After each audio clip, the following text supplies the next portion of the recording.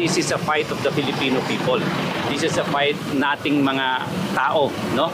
Kasi ito inuyurakan or it's based on the basic rights and principles ng ating mga tao. Hiniling ng grupong Isang Bayan na pinangungunahan ni retired Associate Justice Antonio Carpio sa Supreme Court na payagan silang mag-intervene o makasali sa impeachment case ni Vice President Sara Duterte. Sana po magkaroon ng status quo ante.